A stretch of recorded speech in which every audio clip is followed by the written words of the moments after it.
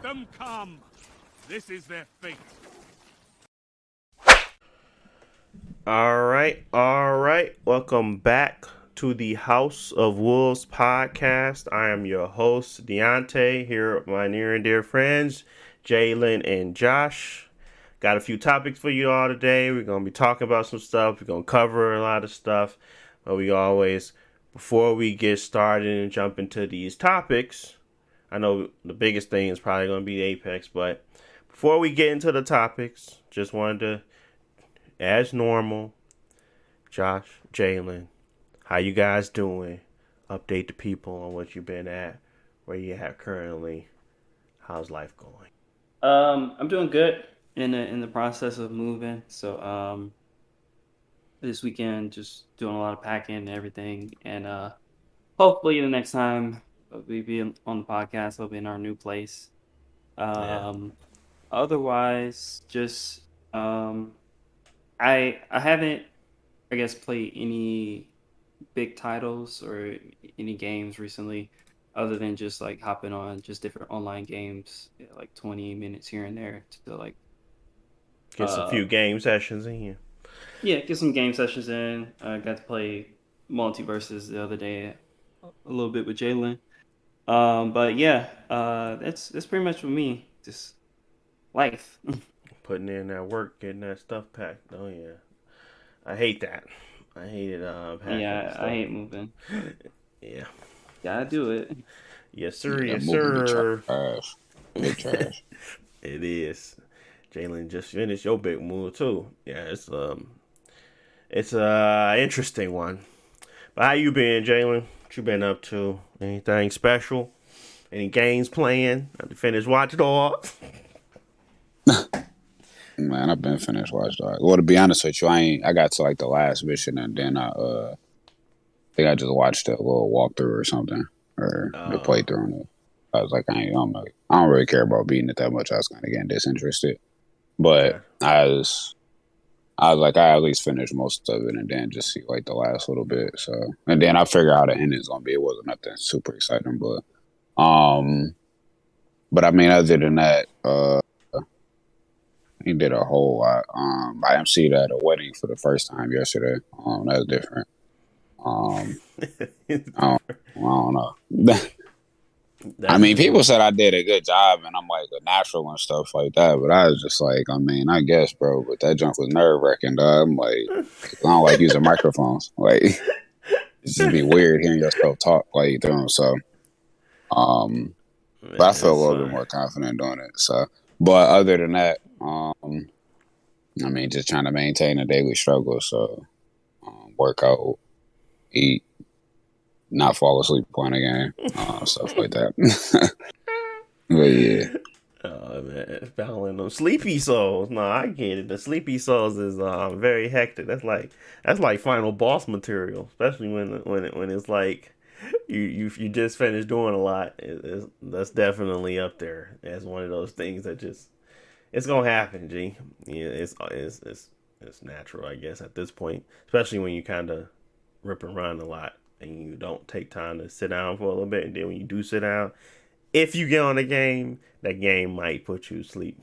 That's why y'all always talk about sleepy lands. I'm trying to tell you, straight to sleep. No, only Borderlands did that to me. That mother put you to sleep. Multiple, nah.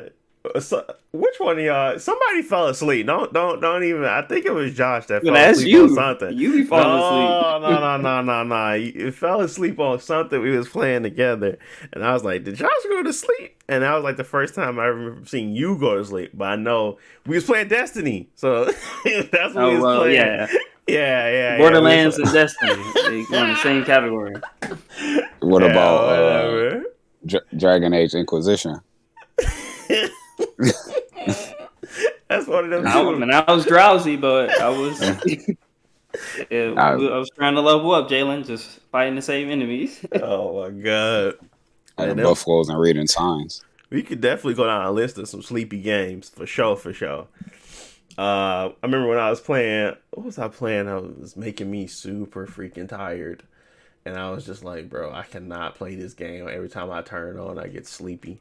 It was shoot, I don't remember now, but it was definitely like a popular game too. And I was like, I don't see how this game is popular because I just keep going to sleep on it and I never play it. I think it was Guardians. If I wasn't, yeah, I think it was Guardians of the Galaxy. I was like, it's funny, but it's not capturing me because the gameplay is just boring. So I just kept falling asleep, and that was like game of the year or game best narrative. And I was just like, I don't know how that's won, bro. I'm sleepy, so I stopped playing it. So yeah, it was definitely that game. I remember it now. Yeah, it was Guardians of the Galaxy. Even though it looked like it felt like a solid game, I just when I played it, I was either in the mood to go to sleep or I got rocked. Got rocked to sleep. It was one of those. But yeah. Anywho, anything, nothing's new with me either.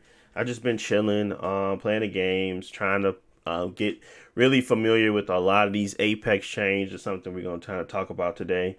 It's a lot, so I just playing a lot of Apex, playing some multiverses, trying to get familiar with my Steam Deck, and or get a little bit more familiar with like what to play on it and stuff like that. Just trying to use it more than I have been over the last 2 or 3 weeks because I slowed down on playing with it. But yeah. Anyway, we got some games like that you can definitely play on the Steam Deck that might be beneficial to you guys that we're going to talk about today as well. But without further ado, let's just go ahead and get right into it. Where y'all want to start? I know I sent something over, a few things over. Anything y'all want to start with? Anything pique your interest? We know we got to talk about them ladies calling us addicts about gaming. So it was plenty of other stuff, but I guess where would y'all prefer to start? Yeah, Jalen. Did you do your homework? Did you do your homework, Jalen? Did you? Man, I ain't even give me that much time to do it, but I did run some Apex matches though. No, you ran some Apex matches? Yeah, man. Ready for that Apex pop quiz. Get ready for that pop quiz. She needs to get degrees. Oh my god! Wait, this should be an easy one. Watch this. What animal does Vantage have? Man, she used echosonography, man. Man, what type of animal is it? That's like I say. Man, the ones with the flying rats.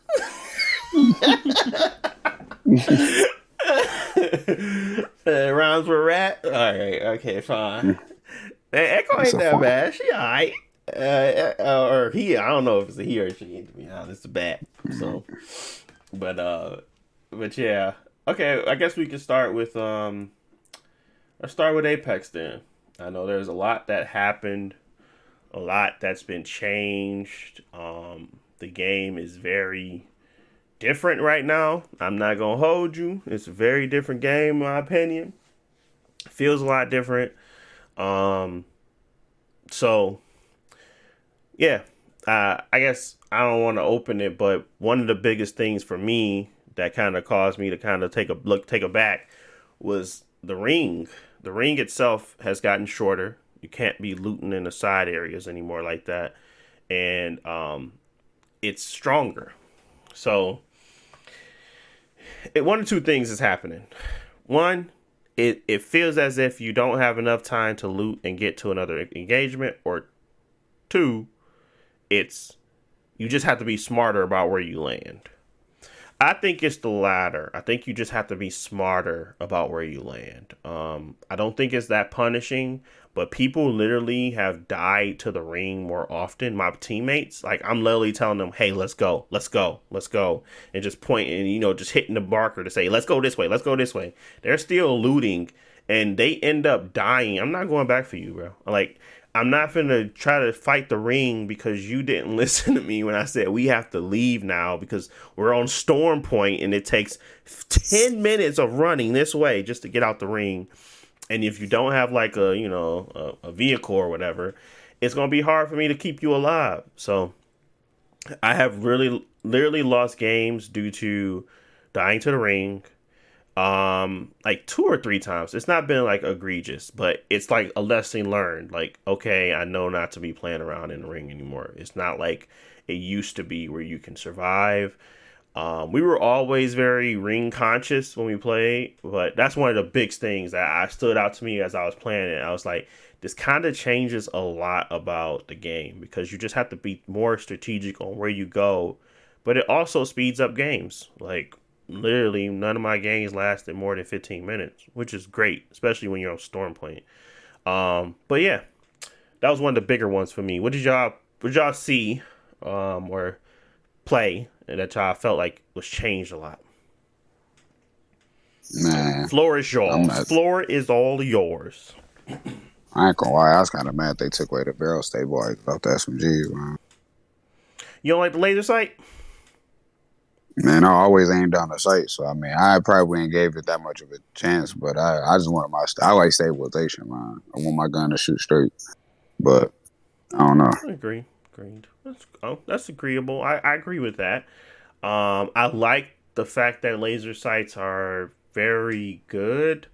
Um, I've always been one of those duck and move type of players. That I know Jalen, you don't really like him. You got disdain for him a little bit, but that's the way of the game at this point, where you just duck and move, keep ducking and jumping down and up and down, up and down. You know, left, right, left, right. It was kind of the way of the game at this point.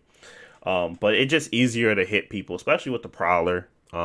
That's one I would recommend if you kind of are like, I don't really like SMGs no more. I mean, you can always pick up the flatline or the new and improved vault.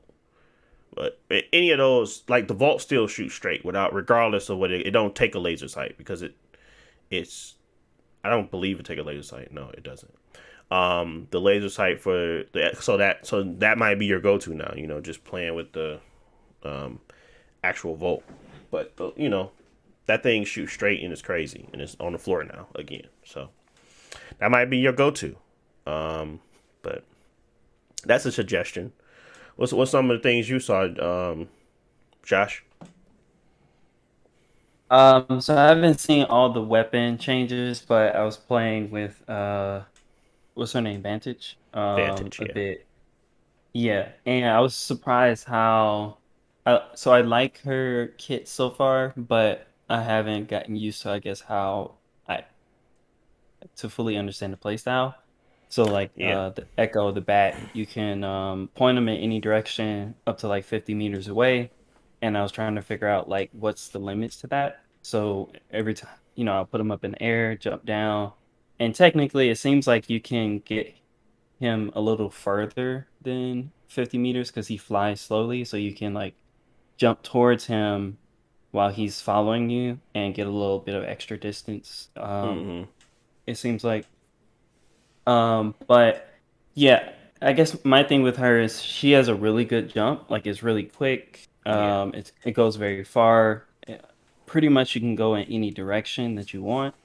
But Apex doesn't have any like real aerial combat, shooting in the air.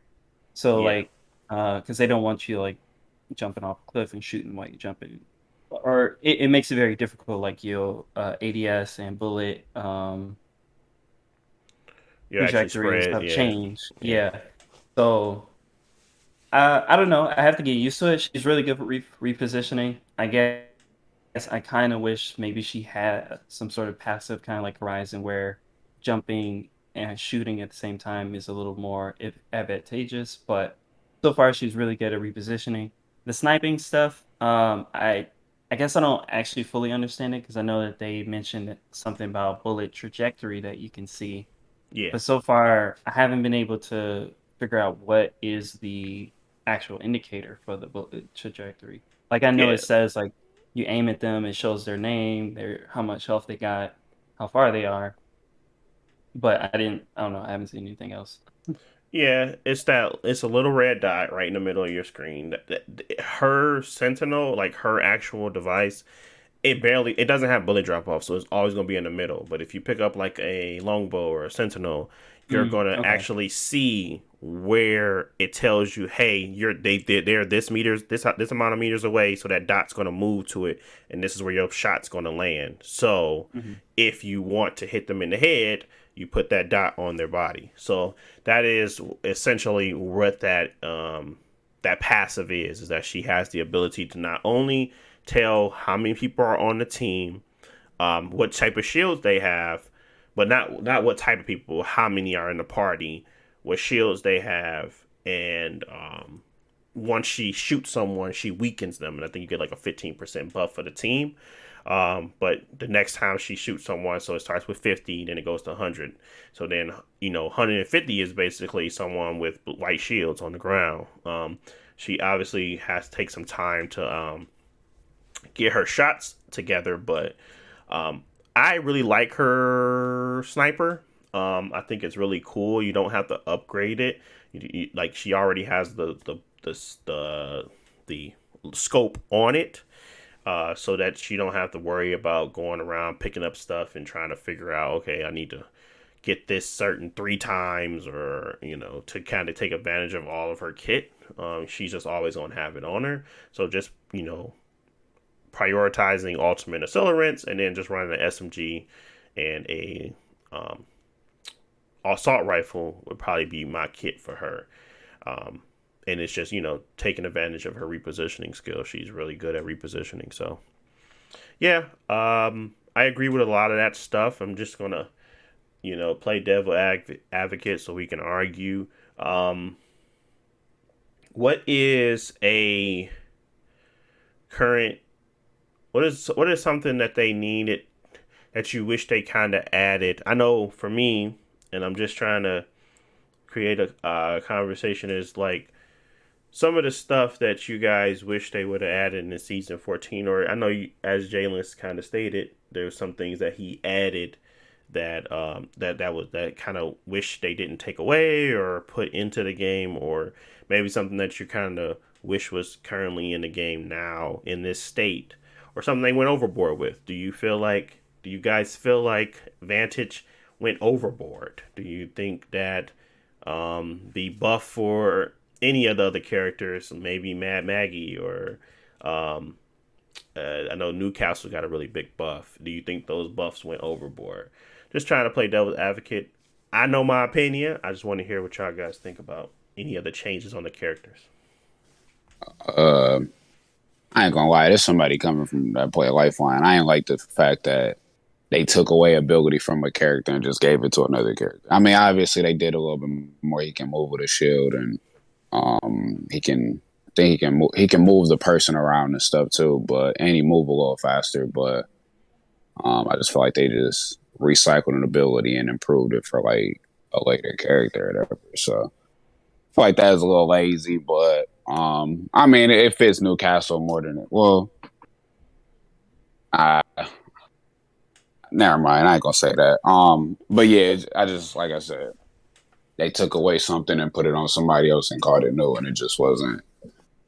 It wasn't well received by me. So You feeling a little Yeah. taken advantage of? Okay, okay, go ahead. Yeah, I understand. What about you, Josh? Yeah, I agree with like the other buffs and things like that. I don't actually mind, but when they actually change the character kits, I can say at this point I don't like it. So their earlier changes with Lifeline and people, not everybody had the same number of like skills, and more people have passives and stuff like that. But then they rebalance it so everybody's on a more even playing field. But since then, they just keep subtracting abilities from Lifeline, and I think it's kind of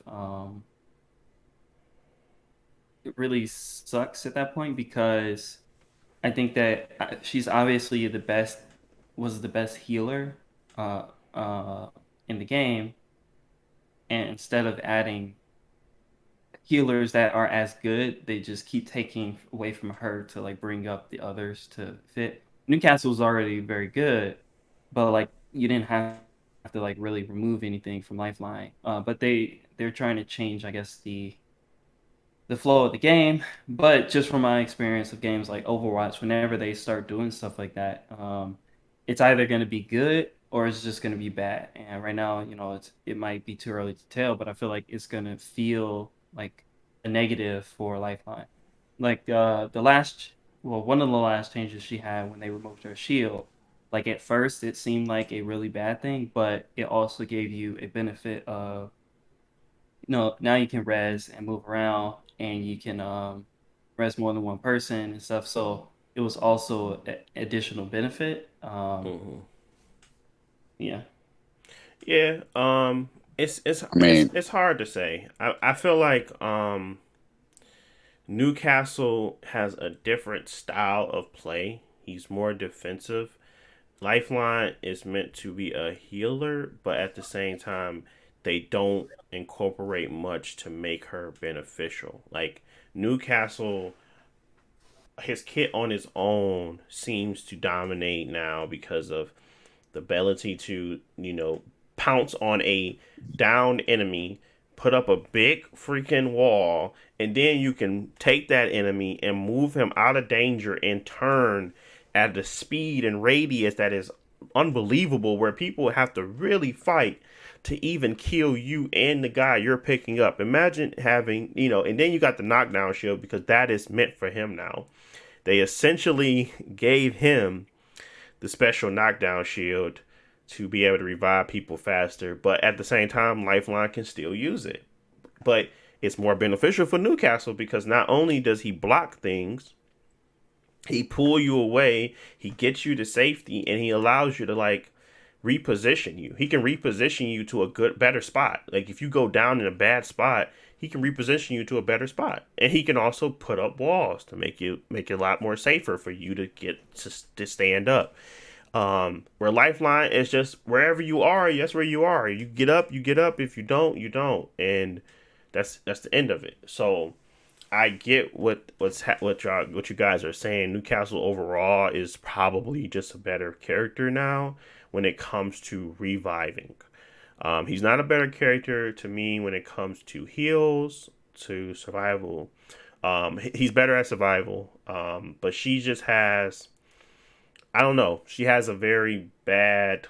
She's in a very bad spot now to compare to the others that are defensive or have the ability to revive, because he's a defensive revive character. She's a revive slash she don't got supply. nothing in her kit. Like Yeah. they took everything out of her kit basically. Like she can pick up multiple people. That's cool, but I mean, like in practicality, she still slow down when you pick up people. It's still like all this like end lag on whatever. Whenever you do that, she have a bunch of end lag and she slows down where you can't do nothing after you pick somebody up. It'd be different if they just added something to her kit to, increase the viability. I mean, she don't got no mobility. If you out in the open or something like that, I mean, you ain't got no offensive techniques or mobility or anything like that that could maybe push the enemy away or something. Like there's not really any of that. So like you ain't even got like a grenade or something like that. I mean, literally the only thing in a Lifeline is she got her med kit or she got a little drone or whatever. She can pick up more than two. She can pick up more than one person at a time. I mean, if you playing duos, that's completely irrelevant. And then what else did they? Didn't they do something with the med kits with her? Like she could hold more, or they more effective when she use them? What they do? Well, They do she something like used that, to or I'm have thinking of a that different guy. before older, but not no more. She's more so. You're talking about the update to the backpack where you now can hold more med kits and more Phoenix kits. But that's Nah, it wasn't that. It was. if you're talking about when I she might was be thinking able of a to different game when they was able to do revive, and if you're talking about using her shield cells and her med kits faster and more efficiently, that was her at the beginning of the season, like season 0. But that's not her anymore. that. So they Okay, took that maybe away. that's what that was. Yeah. So they don't got small stature no more. What they do? It's harder to hit, right? They don't got that no Yeah, more, they right? don't have that no more either. No. They don't. They had something where she took more damage too, though. Like the small people take more damage, or am I thinking of? Not more damage. They were harder to hit. Might be thinking of Gibraltar and Yeah, and Gibraltar and Caustic. They took more damage. they took a little bit more damage. That was it. But the smaller people, they didn't Yeah, have like they didn't have a debuff on their health. They just had like ability to be smaller. They were smaller because they were like small skinny. characters. I forget what the Yeah, exact term of was, but yeah. yeah. So I mean, like, if you just taking all that, like comparing abilities and all that type of stuff, Lifeline don't really have that much benefit to the team. I mean, her healing and stuff is good. Like they increase the speed of her healing, like that's straight. And I mean, and I'm not saying this from a standpoint where I'm like mad that they nerf Lifeline and stuff. Like I play with a different character. I just don't. Lifeline was always cool with me and stuff because I don't like carrying med kits and stuff like that. But it's just when you compare it to other characters and seeing what everybody do and how they can affect the type of the way the game is played and stuff like that, it adds less viability to Lifeline. I mean, she's not really doing anything. Like she's a support character, but she got to put her drone next to people. It'd be different if she could place her drone next to people, like relocate it or move it or do something like that. But she literally got to run up. Remember, she ain't got no mobility and stuff. Put that mug next to you, and then go do whatever she got to do, and then she can't get across. Like it's just not a lot of things to her kit. Like she's really like, hey, I'm gonna shoot you, and that's really all I can do to you. I can't finesse. I can't run no circles around you. I can't. There's not anything that I could do. Like I ain't even got a shield to heal my people and stuff. I could put people as like a diversion or something like that. But I mean, you got people doing what she can do best, better than her at this point. So it's just a Yeah. little different. So Yeah, no, I totally agree with that. Like, there's a lot of opinions running around about how Vantage is overpowered. I don't agree with that. They're talking about Newcastle just getting too much love. Even Mirage was able now. He's like a direct counter for Seer. He's still getting upgrades, and Lifelines is just at the tail end of this. She's basically the black sheep of the group, like for real. She don't really got much. Bangalore always had a good kit, and they're not gonna change her regardless of what they do. So she's always been valuable in a lot of different situations. So they're not gonna do nothing. But really, the one that I feel like has been impacted the most to the point where they're not used often is Lifeline and self revive. The ability to revive away from a character is viable, especially when you can reposition and you can guard the res. But that's also what Newcastle can do, and he can do it more effectively. And then once he's back up, both of you are up. He can even impact the game flow even more because all he has to do is grab you, reposition, put you into a space where they can't get to you. And it's kind of like, yeah, this guy is pretty good, and he has the ability to even throw his shield out before he even starts to do his thing. So it's just a lot that he can, change the flow of the match easily.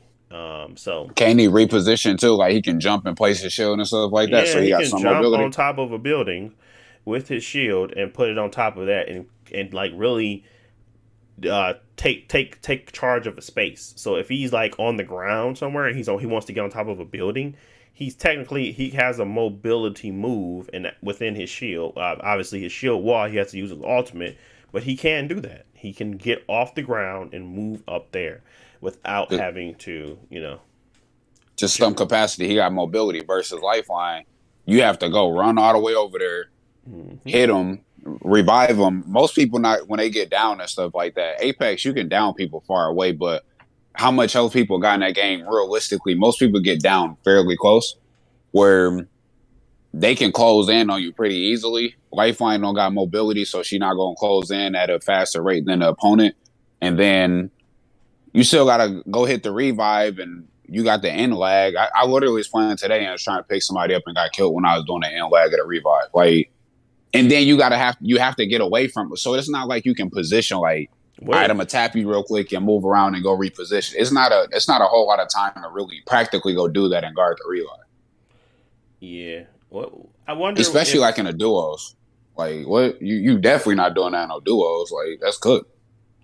I wonder if it'd be a viable change to have her have the ability to um, continuously heal someone as they are getting revived, so that even if you're trying to thirst them and shoot them, they have protection based off of her medical device, not only reviving but also pumping in health, so that way when they get up, they could potentially still have a fighting chance to either get a shot off or something before they just fall to the ground. So it's like maybe she resets their health to 100% or whatever. Not their shields, but their health. And that they have a invulnerability as they're being revived by Lifeline alone. Because I don't know how drastic that'll change the meta like at all, because really people thirst you because they want to confirm that kill. They want to have to deal with you, but at the same time, you're still out in the opens, and you have to now figure out whether or not you need to reload. It's not going to reload your weapons for you. You either got to turn your weapons, change something else, but it gives you that little bit of space to try to maybe potentially make an escape, or stop people from just standing over you and shooting you down right before you can even get up. That might be a change that could cause her to be a little bit more viable. You not have less protection or providing protection for them, because they're gonna be straight at least for this period of time. While you try to reposition and get a better angle to try to keep them down, because you're still gonna have to get to that person again if they knock them.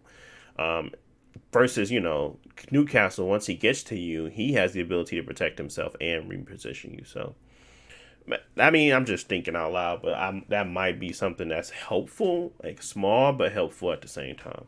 But Man, point is, they probably had Newcastle in plan. They was like, "Hey man, we need to take Lifeline shield away because we might get at somebody else, bro." So not just playing, but realistic. I'm not saying that I ain't gonna be like a skeptic or anything or pessimistic to say that's what it is. I just honestly felt like these developers, they put time in creating these characters, whether they're good or bad and stuff like that. And when these characters come out and you still got cats playing with people like Lifeline or Bangle, you're like, hey man, I play with my new character, dog. Like, what y'all want us to do? Like, all right, bet we gonna do this. Like, play with this dude. Like, we made him. Play with him, please. So, please. One piece. Like, please be excited. Play with our she character, had bro. an heirloom they'd probably buff her if she had an heirloom to sell, but they already sold it. So that's it, bro.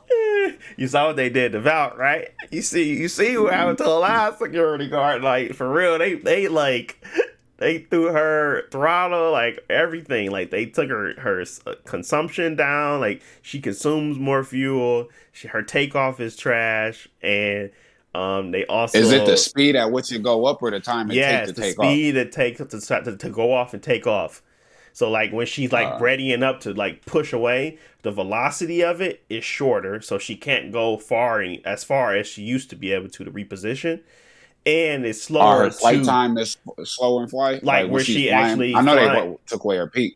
Yeah, her peak. Where she peaks at to like say for instance that's the top of the jump tower is shorter, so she can't make it over certain mountains anymore like she used to. And then they also they also shrunk her missile launch after they sold the heirloom though.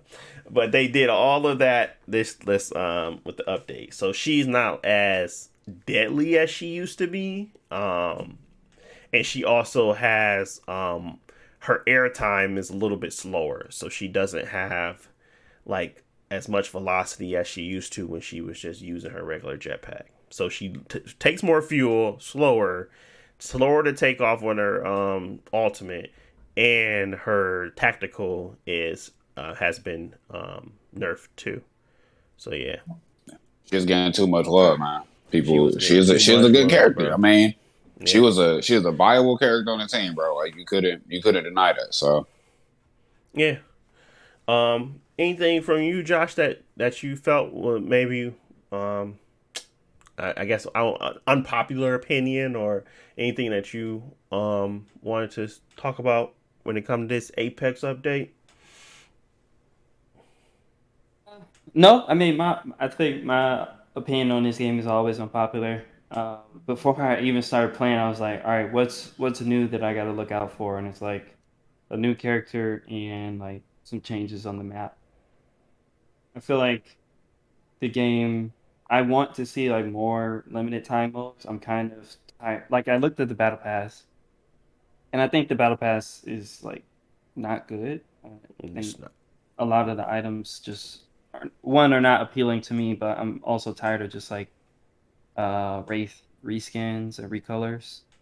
If you don't put another Wraith one in there and Yeah. make it look unique, you know. Yes, sir. And Yes, sir. um, so I haven't bought the battle pass probably in a couple seasons. Um, and I'm probably not gonna get this one, even though it's a triple take gun at the end. It looks nice, but I actually have a lot of triple take skins that I don't already use, so I don't know. Hmm. I wish they would do more at the beginning of new seasons because they're really in a pattern that kind of old to me. Yes, sir. Yes, sir. I can agree with the battle pass being awful. I can agree with them wanting more for them. Um, I think they do enough when it comes to making the game feel fresh, especially if you're someone that plays with all characters. Um, I feel like I have enough, not content, but new stuff to chew on that makes me want to try more than just one. Like I've been playing with Fusey because I just find him a little bit more enjoyable to play against teams that are sitting back right now, and not really pushing. I've been playing with him, and then if I feel like I'm not getting anywhere and I want to work on my snipe game, I'm playing with Vantage or I'm going to play with Loba because I feel like she can just kit me out with a good sniper game and I could just play with that game too. So it's not that I'm necessarily finding enjoyment on what they're putting in as in like modes wise. I'm finding enjoyment because I just like to explore the game to find some of the fun things to do and like I create my own fun kind of way. But it's nowhere near as which we can also talk about because I didn't ever talk about going back to Fortnite, but it's nowhere near as Fortnite is like actually has things in the game to entertain you. Like this game doesn't do that. It's like find your own entertainment kind of deal, which I don't like. But at the same time, I wanted to play a game that care about what they put in and rebalancing, which that's what they care about. I just wish that they cared about the other stuff a lot too, because they still want to sell you stuff. They still want you to spend your time here.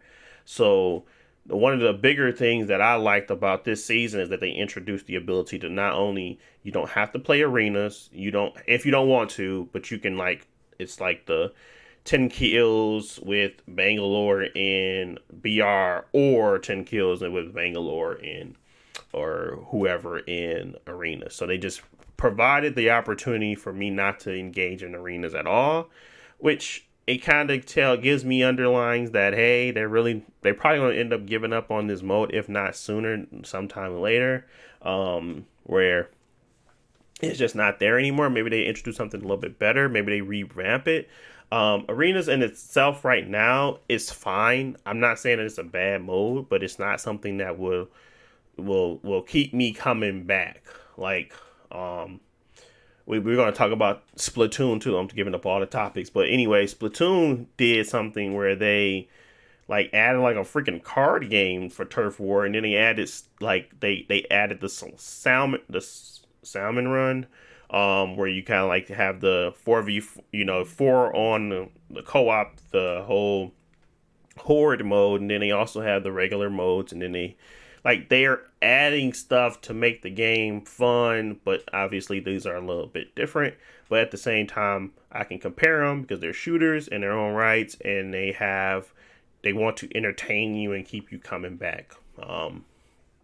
But that's not what Apex does, which kind of sucks because this is probably the biggest game where it would transition well into some story content, into some good, deathmatch modes, that regular classic modes.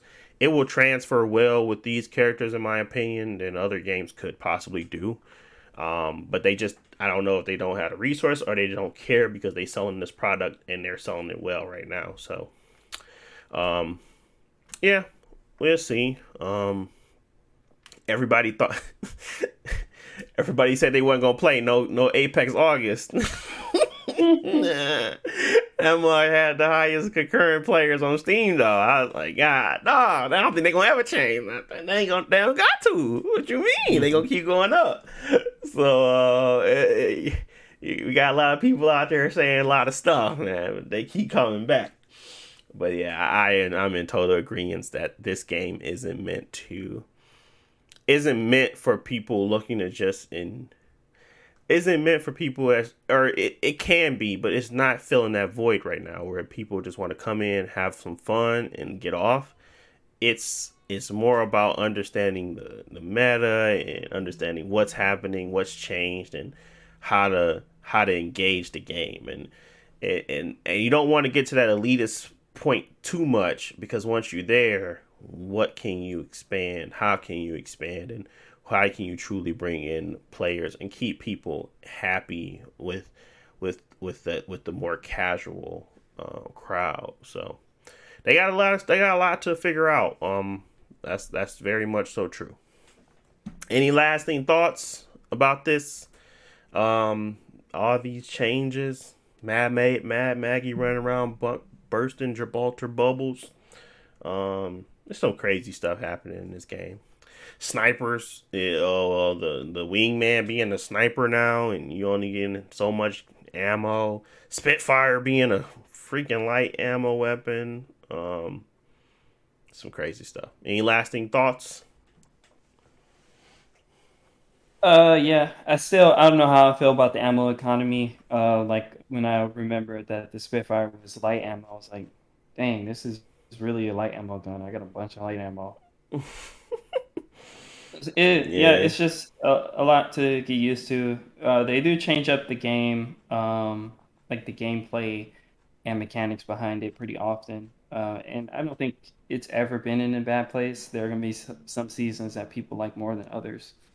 But overall, the game, I think, is still being Apex. Like they're doing their own thing. They're trying to continuously polish it and improve on it. Which is good. They don't need to always change like other games. But it's just interesting, and we'll see how it goes. Because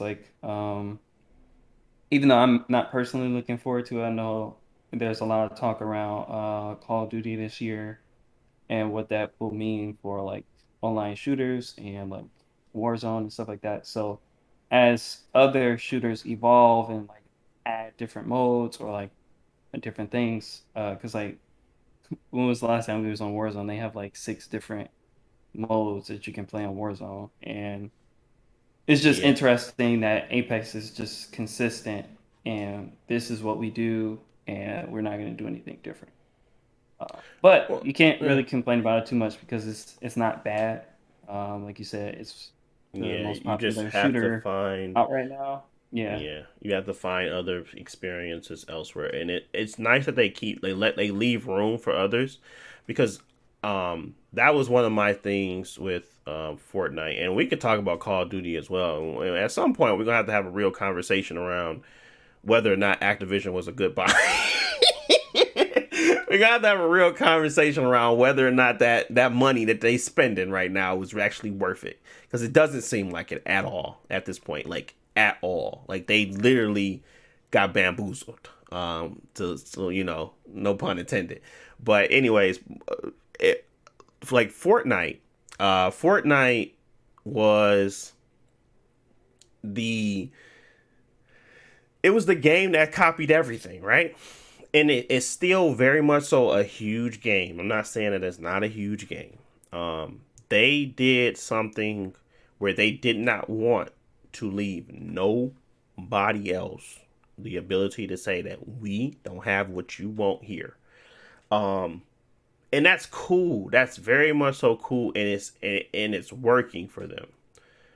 But when I think of Fortnite, and as we played it, and I'm not sure. I know Jalen played a little bit, but when I played it, I came away with the same thing I thought when I first played it. This game doesn't have an identity. It just has a lot of stuff. And I don't want to be negative Nancy. So thoughts. Tell me what's wrong with that take. Tell me what's wrong with what I'm saying. That's my take though. It's like the game with no identity.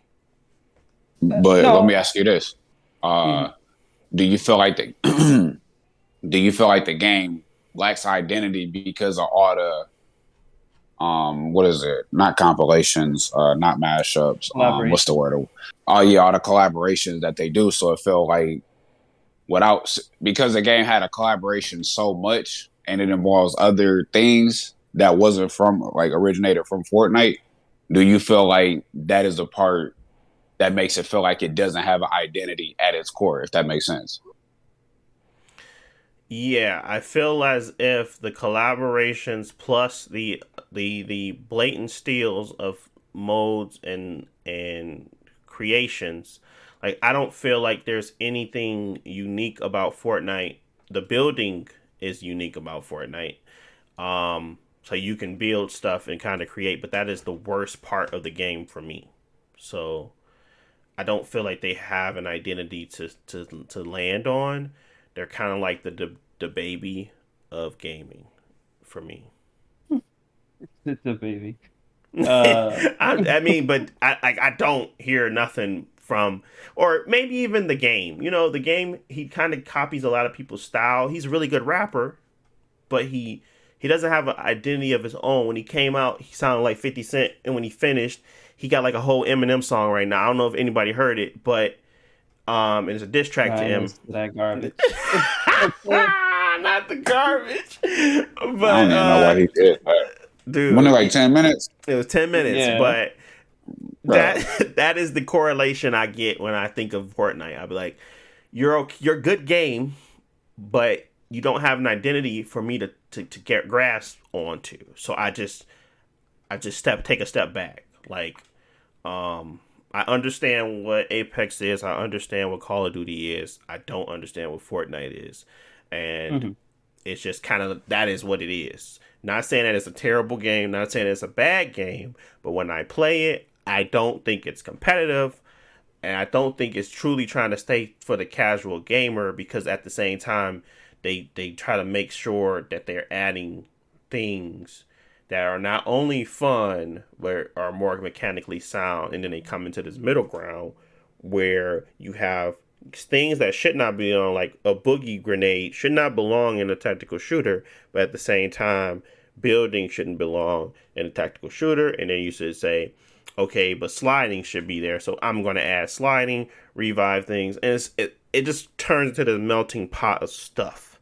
So, what you think, Josh? It is, and in my mind, I kind of think of Fortnite as wanting to be its identity is that it is everything, and that that's kind of a confusing identity, but that makes it at least second best at everything. Like if Apex has the best character classes, and this other game has the best like movement, and this other game has like GTA Online has like cars, and like you can do drive-bys and ride a bike off a building and stuff like that.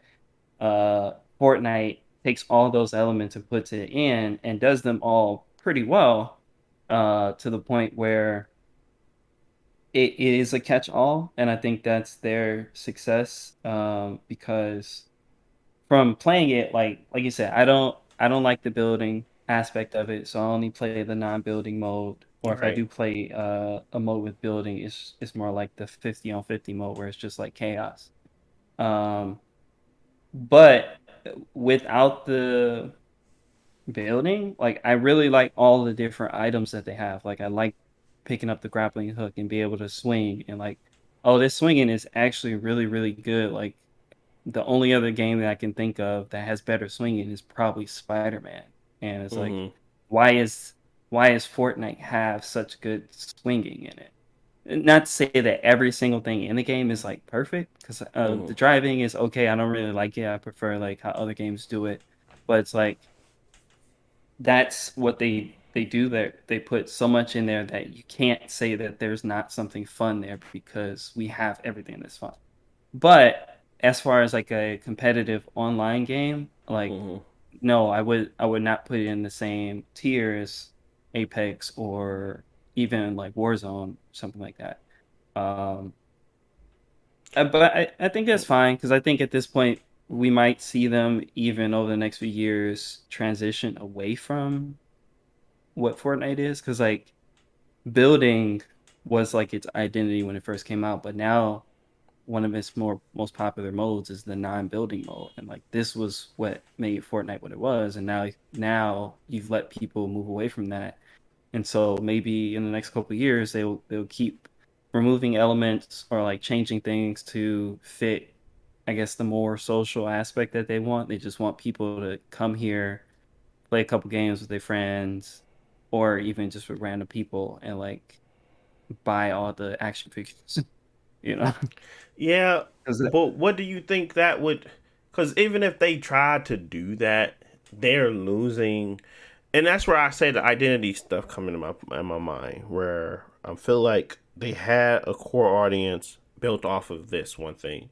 Like there were build-a-thons, there were things that were happening, and then they're trying to push away from it, which is understandable because if that's not working anymore, you'll want to. It's working because they're spending tons and tons of money for not only advertisement, brand deals, getting people collaborations in the game. There is tons and tons of money going out to just be viable still. And I don't think once you pull back that curtain and you actually look at the game itself, and you take away everything that's, that it's there, that you truly have a solid game to pivot on. Like I still feel like, combat is clunky. I feel like movement is still clunky. I feel like grappling is I feel like they add stuff and it's not refined. Now I understand you like the grappling hook, and I like that it was cool to move around with. But if I'm sitting there and I'm animating a build break, and I'm trying to hit the sweet spot, and I'm just clamoring away, like I just feel like as I peel back layers of this game and I peel back the things that they have introduced, the clunkiness of it just comes to the forefront for me. And I feel like they add a lot of stuff, but it's not.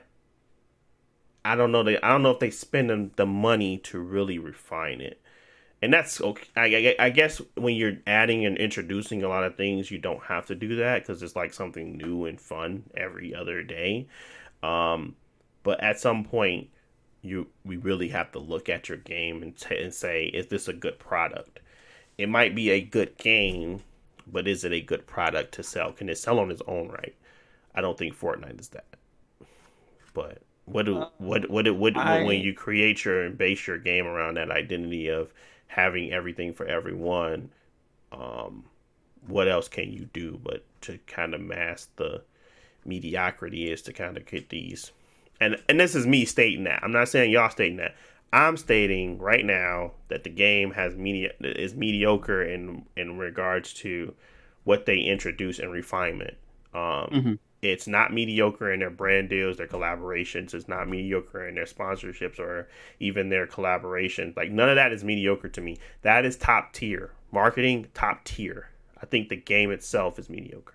So, Yeah, with like the shooting and stuff like that, like I would never say Fortnite has like the best first or third but they don't person have the shooter best building. mechanics. Like I still go to Minecraft for better building. Like I just don't like none of their stuff. Like none of their stuff works for me. Where it's like, oh, this is the greatest here. Like they might have fast building, but it's still clunky. They might have the ability to run around and sprint now, but you can't run up a hill. Like everything I've noticed in that game felt unpolished. What do you? I guess and chime in whenever, Jalen. But what did you feel when you were playing just that? And I'm not trying to be like, hey, I'm not trying to you know, I'm not trying to correlate an attack on Fortnite. What I'm trying to say is trying to get my point across from different views and opinions, but also kind of talk about this game. So, what did you see when you played it, Jalen, or when you used to play it, or from what you used to play now? I mean, I feel like I'm gonna be honest. I feel like, I mean, granted, I was playing it on a Xbox One. I feel like it was a little clunky and mediocre-ish before with like the building and stuff. I feel like it was just real cartoony. I feel like when the game is like cartoony, it's a little bit harder to gauge like the graphics and I ain't gonna say the fluidity of the game. But anywho, just fast forward. When I played it the other day, I feel like I seen a lot of improvements with the game. I feel like it was a lot more fluid. I ain't gonna say it was necessarily like cleaner because there's a lot of stuff going on your screen. But I felt like it was. I feel like the game was a lot better than what it was. And just going on outside. Go ahead. Finish your thought. No, you go ahead. Did that game match having Naruto, Dragon Ball Z, and LeBron James in it? Did the game match the amount of collabs and the popular presence? Did the game itself match having all of that in it? Like when you're the environment, like can you picture LeBron James shooting Itachi It sounds like he means like polish or like pedigree, where it's like if you have the best, like if you have all the Marvel characters in your game is the best game out, right? Or it's like, well, no, our game is not the best game out. We just have the best collaboration. When you go to look at them skins that they sell and how fluid and how well designed the skins are, when you go into the game, do you feel that same presence? What Deontay is saying is that I'm fly. It's a good metaphor. I'm fly. I got the newest Jordans. I got a nice car, but I live with my mama. That's what Deontay is saying about Fortnite. Yeah. No, I get that. You got these high level collaborations, and then what he perceived as a mediocre game. I definitely get that, but did you feel it? If you didn't feel it, that's fine. I'm just asking you, did you feel that?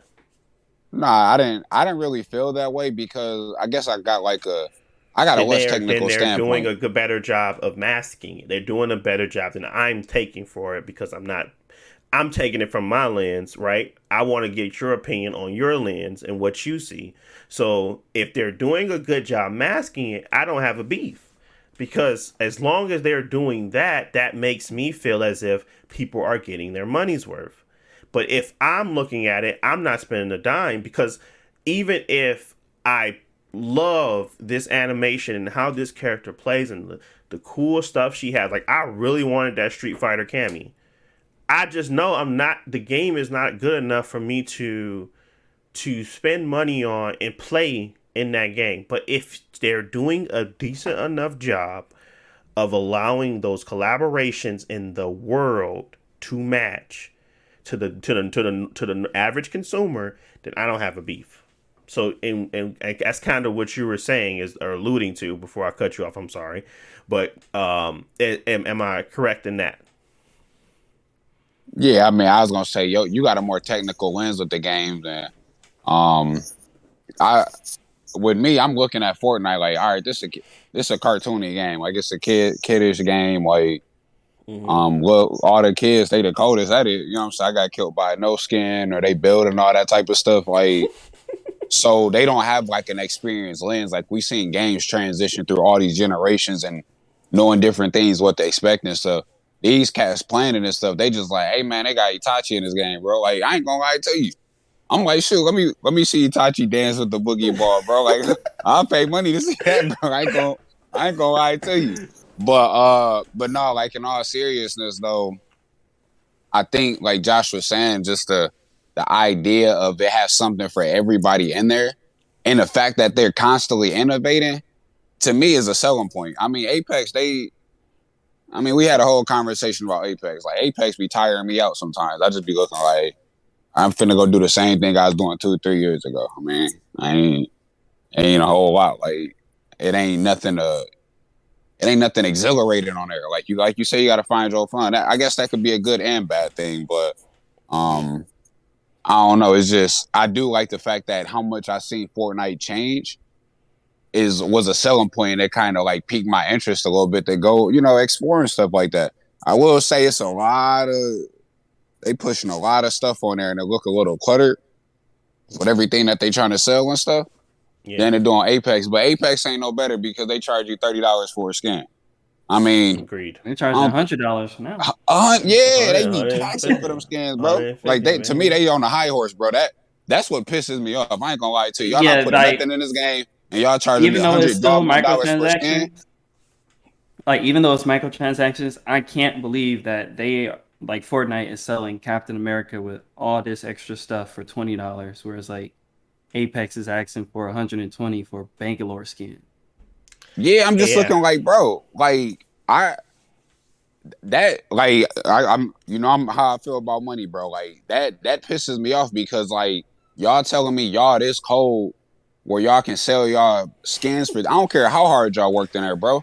As That's a because they consumer and force playing you the game, to, yeah, they force you I'm to not pay I'm for not the whole enjoying it. thing. They force you to pay for the whole thing. And yes, a it hundred is a dollars though. is a stark price tag, especially when you're looking at exactly what you're getting. You're getting 40 items, but they're not to the stature to cost up to that amount, like $8 or $4 a piece, or whatever the cost may be. They normally are like $4 a piece on each $40 each 40 items. $4 a piece is what totals up, and you get this thing for free. It just doesn't feel worth it because you're buying things you don't necessarily want. Granted, they allow you to one buy the things that you want outright. They allow you to craft the things you want outright with in-game materials, even though we know the crafting materials suck, and how many they give you. They allow you to do this, and that is their scapegoat when it comes to selling things that they know people in their right mind would never want to buy. Like that is their scapegoat, that they give you the opportunity to buy the things that you actually want. But this thing right here, my boy, this thing right here, you'll never get it unless you buy all 40. Or you give me 150 heirloom shards that we all know cost. You gotta open up 500 of them packs, my baby. So it's like this gaming system of tricking you into buying their things. They know for sure their stuff not worth that much. They know it for 100%, but they are masking it in a way to make us pay for it. So I And don't that's the like it. problem. I don't. I think it's a very toxic and mad and way of going about trying to sell things to people, especially when you kind of you kind of build up these characters that people start to love and get attached to, and then you kind of start doing these types of things. Like they're doing this for a reason. They want you to not use your heirloom shards. They want to capitalize on everyone that's a cash cow in this game. They want to do that, and they want to make sure they expand on that money. So this is their way of doing it, selling you a whatever amount type of skin. There's plenty of ways to get it cheaper, but it's still a very expensive skin. So yeah, I agree with 100% about that, and I understand that when Fortnite puts a skin in the game, they're putting in a good skin. They're putting in a lot of stuff that you can get with that skin. I just don't want to sit around and play a game where the skins that I'm playing or using or collecting aren't benefiting me because the game itself, the game, the thing that is built upon, I can see the cracks. Yeah. And as long as they're hiding that, and that was going to lead me to you, Josh, as long as you feel like the game is good, not good enough, because I don't want to say that, because I don't want to put judgment on it from your perspective. When you play that game, when you look at the skins and then you go play the game, do you feel like they're comparable? That's the question I have posed to Jalen. I want to pose it to you. I understand where you're coming from with that line of thinking. agree in some ways, but I would say my definition of mediocre is different, especially for battle royale games. Mm-hmm. Like even though Fortnite is not of a good battle royale as like Apex, it's still better than 95% of every other battle royale. And so yeah, I would say it is quality. The skins are matching the quality of the game because the game is not like cheap, even though it's not like the most polished battle royale. It's still like 100 times more polished than PUBG. Like that's one of the reasons why Fortnite started popping because it was polished compared to all of its other competition. Yeah. Um, so yeah, but at the same time, I understand. Like, no, I don't think that the game is like the most. The gameplay and the game things that you do in the game are not the most genre defining or most innovative things. Like I said, Fortnite wants to be second best at everything, and I think that on its own is valuable because no other game can claim to be able to do that. But Mm-hmm. at the same time, like, yeah, I understand. Like, at the end of the day, I would probably just prefer to play Apex for a competitive game. And I wish that I would say I wish that Apex would copy more from Fortnite with how they do things. Like, oh, we gonna go all in on the One Piece collaboration in Apex. So we gonna pay them their money and get Luffy in the game or whatever. You're And like, talking oh, that about their collaboration side, like their marketing well, side. collaboration. No, I would say limited time modes, custom games, battle pass, like battle pass customization. Like there's so much stuff outside of the shooting that I think Fortnite does really good that Apex is not doing good at all. Gotcha. Like Okay. their loot box system is trash. The battle pass, I wouldn't say that it's trash because it's offering you items for $10 and it's giving you some money back. But Mm. it's not offering anything like I must have this realistically. Because like even though Fortnite, for example, Fortnite right now, their season they have a character that's like basically an action figure. And the more you play the game, you unlock different head and arm and leg pieces for the character. Even though that's not the character that I like, the whole point that they put extra mechanics in where you can do these quests and unlock a head, or you can go to this part in the map and open a chest and you get his leg. It's like all these different things just for this one skin that's a small part of the battle pass. Like I like having those extra mechanics because that makes the game more interesting on many different levels. Whereas like I'm not saying Apex has to copy that, but like you could do a whole lot more with what you have, and it doesn't seem like they're interested in that. Would you take a Yeah, I guess I don't want to pose that question because we kind of already spoke on it, but I I'm pretty decisive on this. I will take Apex's model right now over Fortnite simply because they decide what they put more decision behind, introducing new mechanics and characters and actual fun and things like literally map rotations, understanding how the map works, understanding where dives are, understanding what is causing pain to the average game, and that is what I'm mostly doing. So I will take their model still over Fortnite's any day, simply just because they are taking the needs that I find important and pushing them to the max. I wish they would do a lot more when it comes to UI design, making things more fun and engaging. When it comes to their crafting system, their loot box system, their battle pass. But if it's going to take resources away from the things I find the most important, don't do nothing, my boy. Leave everything the same. Like that is how I feel, but that is because of where my mind is geared toward right now. It's like I'm geared towards that that competitive stance. I'm geared towards making a more enjoyable experience. I'm geared towards getting my 20 bomb. I'm geared towards getting my 4,000 badges, on every character I want to play with. So I'm just geared towards that. I'm not geared towards the what's in the market or what they kind of want to what type of challenges they got in the game. I really don't care. But I do get it that stuff is super duper important, and it's not to be belittled or to be shrunk or shortened. It is truly something that is engaging for people and is engaging in a lot of different ways. And if they copy some stuff, great. I just never seen Apex copy anyone. I just seen other people copying them. So I'm always gonna go with and that I think innovative. that's because Apex is innovative. They're going to be the top. It's like we have the best character classes and mechanics going on in the game, in the match. Yeah. But all I mean is that I think Fortnite has a really good. Well, obviously they're $1 billion company. They Yes, have sir. Yes, a sir. Yes, sir. infrastructure outside of the matches themselves that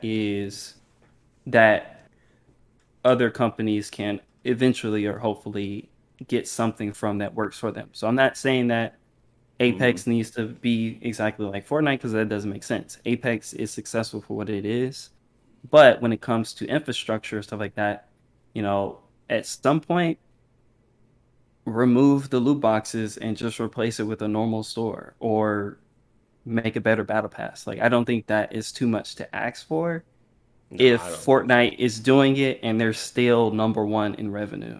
Like Yeah. I you can there's something to be learned from there.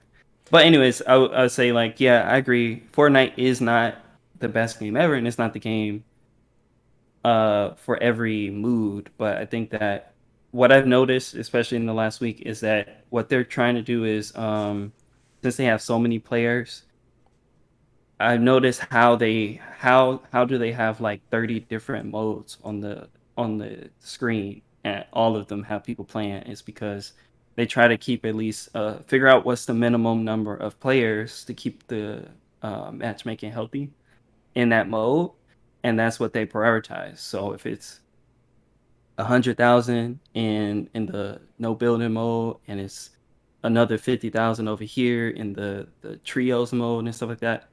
They have enough players that all of their modes are supported, and that's how they're successful because everybody is felt catered to because they have what they want.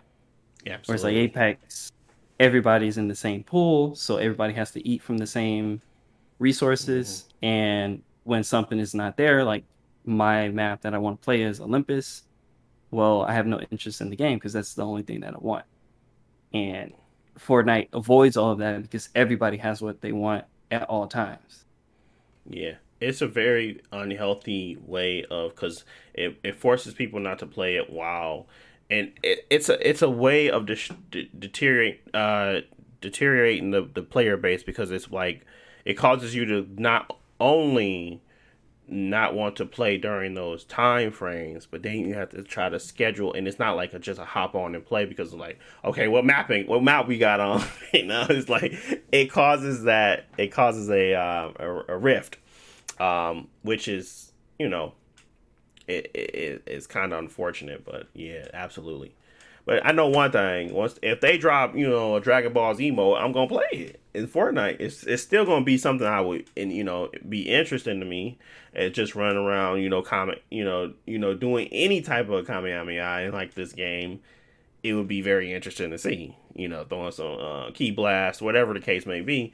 That's fun and engaging for me, but I just want them to really pick it up when it comes to that other side of it, because they are hitting it out the park every way, shape, and form when it comes to this marketing collaboration. So, once that stuff meets for me, and I'm gonna keep checking it out. I don't think I never stated that I don't like Fortnite. I'm gonna keep checking it out until it gets to a point where I feel like it's refined, refreshed, and I took my time.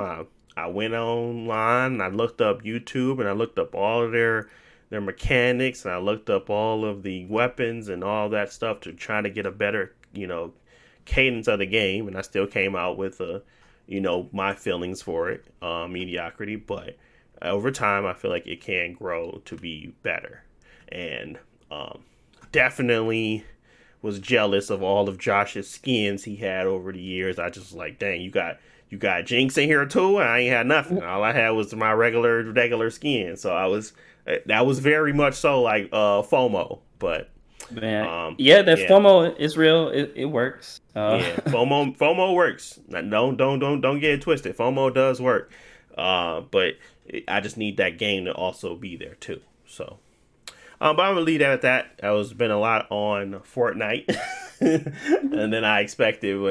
But yeah, we're gonna keep it pushing from here. The next thing that I wanted to talk about, and this was kind of it's a new game, and it falls into that space of roguelike RPGs, and it's something I really wanted to try on my Steam Deck because it's on PC and it looks like it can run well on there. It's called Cult of the Lamb. Yeah, Cult of the Lamb is another one of those Hades, and I don't want to dismiss it as if it's like a Hades clone or something like that clone, like a Dead Cells or Rogue Legacy. It's its own game, but I don't know. Have you seen anything about it, Josh? Yeah, I've seen a couple videos about it. Okay. Well, Cult of the Lamb, just to give you guys a synopsis of what it is it's like you're this lamb. You get taken over and you kind of are doing the bidding of, I forget the name of the actual person that you're doing the bidding for, but you run around and you're kind of destroying stuff, killing things, and building your own flock of lambs, uh, or people to kind of recruit for this overlord or whatever. But it's like a dungeon crawler. You're getting power ups. You're doing these things. You're doing small runs. Like I think they like last every like 10 minutes or something like that. But it's one of those types of games. The reason why it caught my eye is because of the art design. Like, it's very 2D, 3D, esque, and it has like really, really cool animations. It's from Devolver Digital. They always kind of have been that company that kind of makes very unique artistic styled games. But yeah, I kind of wanted to mention it, one, for a shout out, but two, because it looks really, really cool, and I think we have had a lot of fun with those types of games like Hades and things like that, and I think it'll be one to kind of pick up and talk about. But Hmm. just to give you guys some of the information about it, I'm going to read this verbatim about the game from Devolver Digital. Call of the Lamb casts players in the role of possessed lambs saved from annihilation by anonymous, ominous, ominous stranger and must repay their debt by building a loyal following in his name. Start your own cult in the land of false prophets, venturing out into diverse and mysterious regions to build a loyal community of woodland worshippers and spread your word to become the one true cult. First, you build your flock, collect and use resources to build new structures, perform dark rituals, and to appease the gods, to give sermons and reinforce the faith of your flock. So you are going to be someone at the top talking like a preacher. It's hilarious. And then you destroy the non-believers, explore a sprawling, randomly generated world, fight off hordes of enemies, and defeat rival cult leaders in order to absorb their power and assert your cult's dominance. Then you spread your word, train your flock, and embark on a quest to explore and discover the secrets of 5 mysterious regions. Cleanse the non-believers, spread enlightenment, and perform mystical rituals on the journey to become the mighty Lamb God. Basically, it's a cult game, but it's like one of those games where you also can build your like you can actually build home. It's like it also has some build sim in it. So I'm interested. I'm very much interested. I think I'm gonna pick it up probably this weekend. Yes, Yeah, this I was looking weekend. at it because it's basically three things. It's uh Animal Crossing because you manage your village and all the people that Yeah, live there and their houses and stuff like that. But it has like a 2D Zelda type combat where you just walk around you know, it's not it's not 2D, but the camera is kind of above your character, so you walk around the Yeah. environment, swing your sword, kill enemies, the big bosses, go into dungeons. And then it's a roguelike, so a lot of that is gonna be you die and go back and Try redo a lot of again. stuff. Mm-hmm. And it seems really interesting. Like the art style is the thing that pops out right away because it looks really good, very colorful. The Mm-hmm. lambs are kind of cute, cartoon, like they kind of look like a Cartoon Network type animals, like kind of Yeah, like like Billy and Mandy yeah, or Billy and Mandy, or I forget the name of it, but the one about like it's like the big tree or something. It's like somewhere in the woods. I forget the name of it now. there was I didn't watch it, but I remember there was this blue cat show on Cartoon Network. There was a blue cat and a pink Oh cat. yeah, yeah, yeah, yeah, Um, yeah. Dang, I don't remember his name now. yeah, but anyways, Dang. the animals look like that. They have really big eyes and round heads and small bodies. But it looks very cute, but it's interesting or funny because they look cute, but the world is kind of like terrible and Yeah, hopeless. Amazing What World are you of talking about? Gumball. Although Gumball? Yeah, Amazing World of Gumball. yeah, you're doing all this cult stuff, so the world is not cute, but the characters are cute. Yeah. And plus maybe addicting gameplay. My thing is that with all roguelikes, they all seem interesting, but I never really finish them because they take so much time to actually do Yeah. everything in the game. Like I got through Hades, but I didn't do everything in the game, and I know Mm-hmm. there's a lot of interesting stuff still there. So I'm gonna wait. Those type of games really fit when I have like nothing else to play. Gotcha. I think it's pushing up my list simply because it's on the Steam Deck. Like honestly, if I didn't have a Steam Deck and I didn't have the time to like just play it on the go or like moving around the house, I probably wouldn't play it like soon. But I think that's one of those games that will fit the bill for me to be able to play and like have fun and kind of manage my stuff from just sitting in the bed or being with the kids. So it's one of those ones that's gonna probably push on my priority list simply because of how I can play it, which is cool. So yeah, I'm looking forward to it. Devil's advocate as always. uh, what can I kind of wanted to have a discussion around these types of games and what would it take for them to kind of evolve to the next step? Is these games kind of hit they peak? Is is it now just falling on the artistic style of the game to win or sell? Or is there something truly new and unique that these games can actually do to kind of sell more?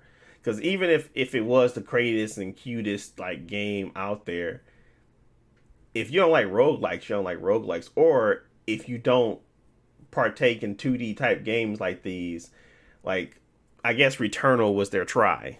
Did you think do we think Returnal was success? Was that success? Like the game Returnal. I think it was definitely a success as far as like that Why? studio because that sort of gameplay, a lot of people who played that game enjoyed it. They sold a decent amount. I don't know how many copies they sold, but I feel like they were profitable with the game. However, I think that the I don't know how to put it. It's a successful roguelike, but I don't think it revolutionized the roguelike genre the same way that Hades did. And they Mm-hmm. came out, I don't, maybe they came out the same year. I don't remember. Same year. Uh, yeah. And that's because roguelike games gameplay, I don't think is it's what gets you to stay in the game and keep doing it. But the whole point is what is the goal? Like why would I keep replaying this level or why do I want to beat the game? And what do I get out of it every time I die? So In it's hinged on the Returnal, story more so than anything. not just the story, the upgrades, the whatever incentives. So like Hades, I wouldn't say it's the story, it's the whole point that every time you die, you get more dialogue with the characters or Mm. you get better upgrades and stuff like that. Whereas Returnal, even though it has that same stuff, the incentives for it, I don't think were strong enough, or at least left a big enough impression uh, the same way as like Hades did. How'd you Because feel about Hades is Hades, all about the Jalen? characters. Did you play Hades? Uh, nah, I ain't never played Hades. Oh, interesting. Well, it's on Game Pass. Mm. I do but have it downloaded though. I do got it downloaded on the Xbox. I was trying to sit there and think I'm like, did I play it? I thought I bought it on my PlayStation, but then I remember I had it. I think I might have it down on Xbox. You mentioned Game Pass. I do got it on Game Pass. gotcha. Yeah, Hades is basically, you go in, you fight. It's fun to fight. You fight the bosses, then you die, and now you get to hang out with the side characters like Persona, and like that is what made it the most popular game that year because it just had really good writing and the gameplay was fun. So, Cult of the Lamb, the gameplay seems fun. I don't know if the writing is actually as good as something like Hades, so maybe it won't actually be like game of the year contender, blah blah blah. But I think these games they do have to have a good core gameplay, but also do something else that is unique and interesting that nobody else is doing. So not just the art style, but also what is I guess Well, remember the Shovel meat and Knight? potatoes. Shovel Knight was that one too? It was roguelike, right? Nope, it was a Mega Man Mm-hmm. game. Oh, Mega Man game. Okay, so Rogue Legacy was the one that was the roguelike. Yeah. And I know me and Jalen, we played that a little bit. We was getting like fat characters, skinny characters. It was all over the place. But did you finish that game? I know I didn't. Rogue Hell Legacy? no. Yeah. Yes, no. I was just looking up how long it take to beat that game because I feel like I was playing that game forever, bro. And it just seemed like you get good if you get a good run far in between, like or not a good run, a good kit or Yeah, somebody like that got a good items. pedigree, yeah, Yeah. like ability or whatever, and like you know what I'm saying, you be like you're a dyer or something, you be like, dang, that's a good run. Then you keep getting all these sorry characters, like yeah, this dude got Ebola, so he can't. You know what I'm saying? You just be like, all right, well, this is gonna be a bad run. I might as well get what I can get. And then it's just, I don't know, man. That game just took up too much time and repetitive stuff to. I don't know. I ain't beat that game though. I was just like, this game taking up too much time because I used to play that game to have mindless fun, and I started getting irritated because I started getting further, but I Yeah. started hitting walls and Gotcha. it just yeah. Okay, well, that's same thing for me. I really enjoy roguelike games. I never finish all of them. I never finish most of them, actually. Most of them I never finish simply because I don't like the either there's like the randomization of it or the restart. The restart is really what kills it for me, but I enjoy certain things about restarting that makes it fun to kind of replay again.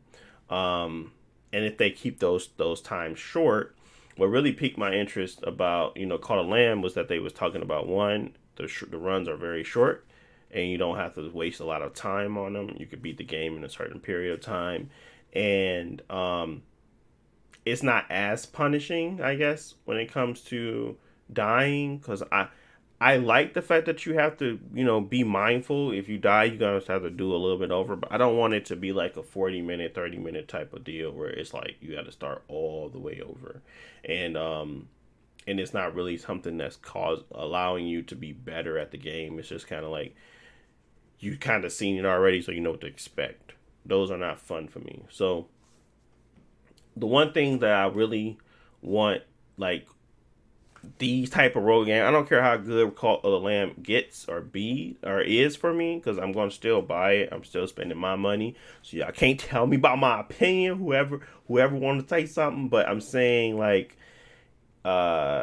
if the game innovation wise, I'm looking for the next step when I come to these games. Like Returnal didn't have it. They wanted to do like they did the graphics thing. They thought their mechanics were good. I hated all of them, most of them anyway. And then Hades, even though it was a great game, I hated the viability of some weapons over the others. I felt like it was pushing me towards to play a play style that I didn't enjoy, so everything didn't feel viable. In Dead Cells had too much randomization when it came to their layouts of their of their arenas and how you kind of move through them. So it felt like I was always getting lost sometimes when I shouldn't be, and it just felt like I was running up against things that I shouldn't be encountering because at that point I didn't play this map multiple times. I shouldn't be falling into traps and things like that because of your silly randomization design. So there's always things I pick out that I don't like. I'm waiting for that game to get to the point, a game to get to the point where I feel like, no, this game mastered everything. And I guess y'all feel the same because y'all say y'all don't even finish some most of them. They just take up too much time or something of that nature, or whatever the case may be. I'm not putting words in your mouth, but that's what it feels like for me when it comes to these types of games. Cult of the Lamb looks fun. It looks very unique. It looks very interesting. It has the building, the building of your community aspect on top of it. I just hope it's enough for me to actually say, this is the game that's really fun for me when it comes to these roguelikes. Or if it falls short, I'll be here again to say what it didn't do right. But might be a minute because it's taking me longer now to finish games than it used to. But yeah, that's my thoughts on it. Any thoughts on roguelikes or Cult of the Lamb before we move on? Is it roguelike or roguelite? Roguelike. Roguelike. Okay.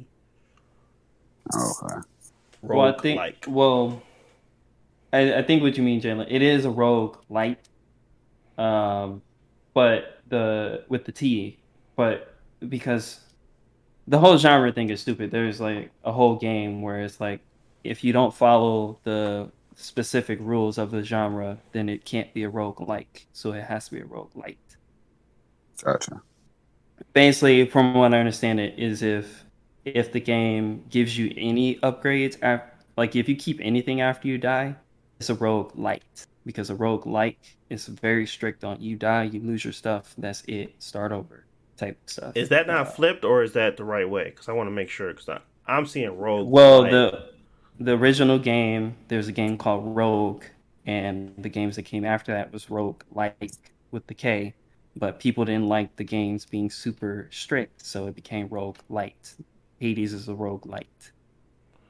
Okay, so this one falls in the rogue like, so I'm assuming you lose everything.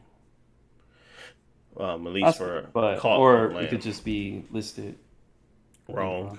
Okay, well. Because on Steam it says both action roguelike and it also has roguelite, and I think that's just a tag. So,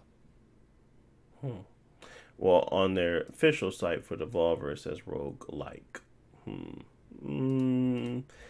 Okay, well, that's interesting. Guess you gotta buy it and try it out. Yeah, I gotta buy it and try it out. That's so interesting. I never even knew that. Appreciate you explaining that. But yeah, I ain't got much else on this. Interesting. All right, next up, Splatoon. I mentioned it earlier. Let's kick it off, Nintendo, man. Go ahead. Let them know. That's you. Nah, nothing about Splatoon. Nah, G. You supposed to know everything on the calendar. You up in the board meetings. Well, I guess I'll talk about it because I definitely know a little bit more.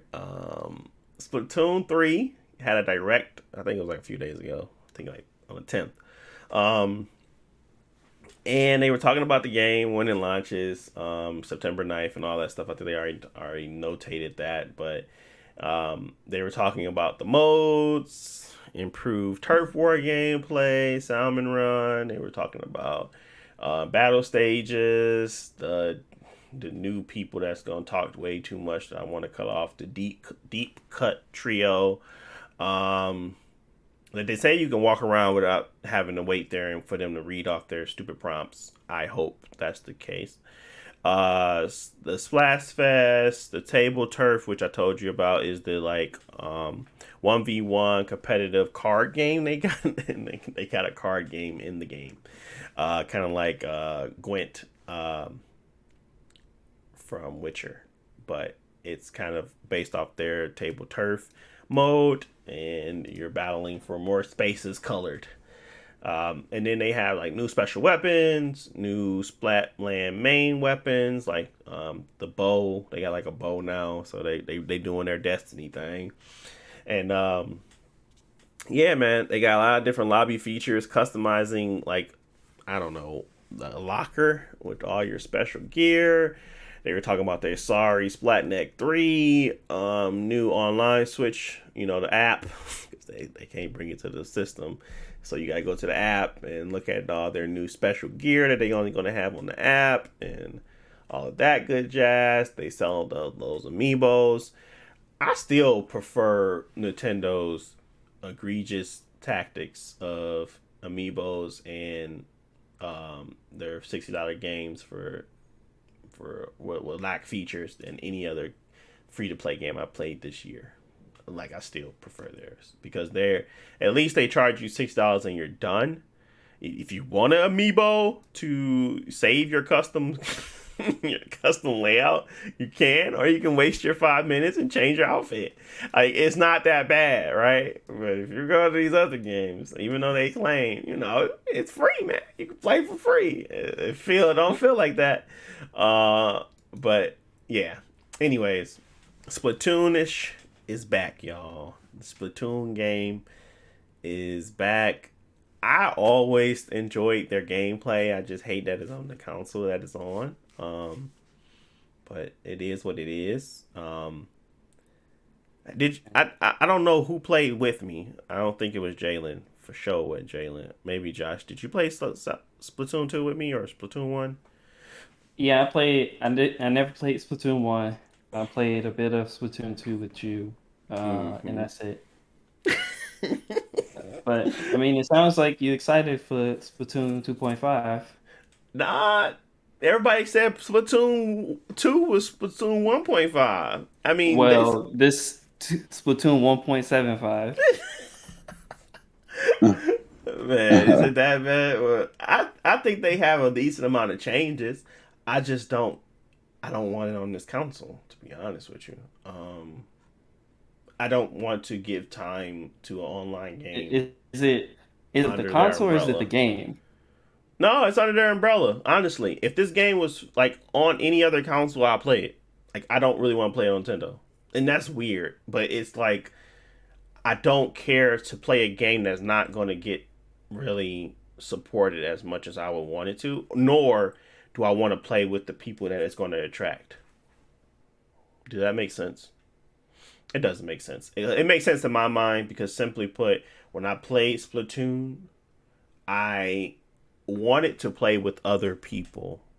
And then when I did play with other people, it didn't feel the void that was there for this game. It just felt as if I was playing a game.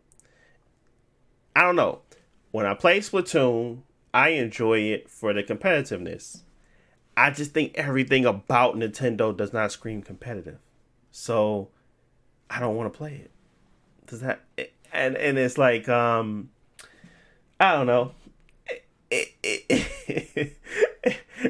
It's a kid's game, sort of, where I mean, they now going to have the ability to parry. You're gonna be able to parry ink from people being able to hit you while you're and you're gonna be able to dodge out of while you're in your squid mode. Like, they're adding things that competitive players want. It's just on Nintendo. I don't want it. I don't want it from you, honestly. I would want it. I would love to play it and get into it to the point where I'm running around saying, I'm enjoying it, because it is a solid game. I'm not going to take that from it. It's a solid game with a lot of mechanics that I enjoy to play. I love the colorfulness of it. I love the turf wars and trying to ink the most areas, even though it sounds all kiddish as it comes out my mouth. When I take it back, this game has more depth than a lot of games I've played competitively. Over the last 5 years, I say. Like, I don't think Call of Duty is as competitive as this game. And that's not to take nothing from Call of Duty. I don't think that game is just meant to be played. I don't think that game has the foundation for me to say there's a counter for something else. It's just another gun. It's another way to fight. It's not really anything that's like interlocking or engaging to kind of understand. I think that Splatoon does that well enough to make it feel comfortable to play. And I think they do add extra things that make it feel like, okay, if I want to change up the battle and I want to be able to defend my teammates as they try to push forward to ink the floor, then maybe they're not the best at fighting other inklings, but they can be good at just paint the floor, bro. Just keep moving up with me. I'm gonna take my sniper out and I'm gonna kill these fools for you so we can get over here, and then I'm gonna use my jetpack to get across and actually have maneuvering mechanics in the game. Like all of that is something that that's just missing in other games, and I still hold that. I still hold this game to a high degree. I just know that it's on this platform, and it's not going to be engaged in that way outside of other diehard fans of Splatoon or Nintendo fans that I never want to interact with ever. So, what do you do? Yeah, What? from what I've played of Splatoon 2, I do understand like how competitive it is because they have different modes, but the main point of Splatoon's core mode is not to just get the most kills, it's Yeah, to dominate like the your floor. paint Yeah, area on the level. So there's a lot of strategy that goes into it, and I don't think it is a kid-oriented game, but it's not mechanically, it's not like simple. There's still a lot that you can it's do, kind of like like Smash, bro. That's how I put it. I put it in this realm of it got enough things to be maneuvering to feel like Smash to the point where people can play it and feel as if there is things to look out for. Like, but nobody wants to gravitate towards this game. I don't know why. I just think that it. I don't know if it's the art style they chose or what they chose to put in it. Whatever the case may be, it did not hit. And it's causing the game that is underneath it to be. It's like the opposite of Fortnite. The core game is great.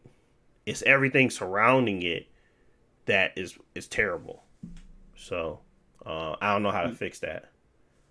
So yeah, yeah. I think part of the issue, like you say, is that it's on the Nintendo platform, and so those older competitive players and communities that form around it don't have what they need. But I Hmm. would also say it's the underlying infrastructure of like the game itself. Part of that is Nintendo, but it's also like every Nintendo game is different. But like if I want to get on Mario Kart 8 right now with Jalen, can I party up with Jalen and Deontay and us three go online and race against other people? Probably not, because like most of the time Nintendo doesn't want you party up with people online, or if they do, they only let you do it with one person, or you can't go into random match-made games with your party. Hmm. If this was Fortnite or like a real free-to-play game with like that actually understands how to build a online infrastructure for a multiplayer game, then it would be successful. I don't think the Switch itself would hold it back, but it does seem like Nintendo doesn't care about building that online infrastructure. Because realistically, they didn't have to make three Splatoon games. Not necessarily saying that they're not adding new stuff, but like let's say there were only two Splatoon games, and we're gonna Hmm. support this game for 5, 6, 7 years and keep making the online better and better. That doesn't seem like what they've been doing, and Hmm. I would expect Splatoon 3 to have much better multiplayer options than Splatoon 1, but it, being Nintendo, it might just be the same online options, just, a new game. And that is kind of the problem. Yeah, it is. I don't. I don't. I don't. I don't indulge with it because I know what it can be, and I might play it on my off time if I have an interest to kind of play it. I went out and bought a pro controller. That's what I bought a pro controller for. Was for Splatoon. I didn't even buy it for Zelda. I just played Zelda on that normal thing. I bought it for freaking Splatoon. And I'm disappointed in myself, to be honest.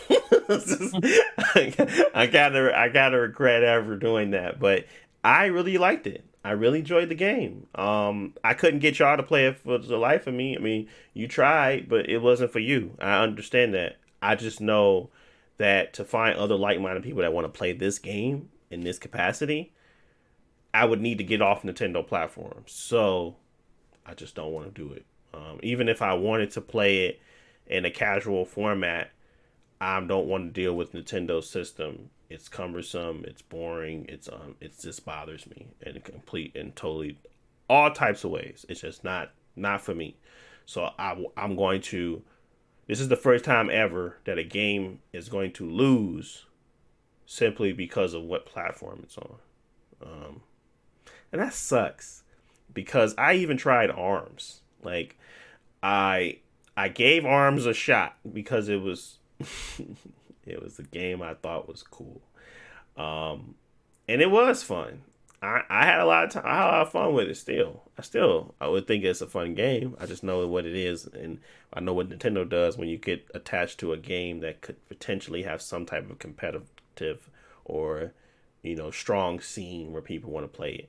I have no idea how Smash survived.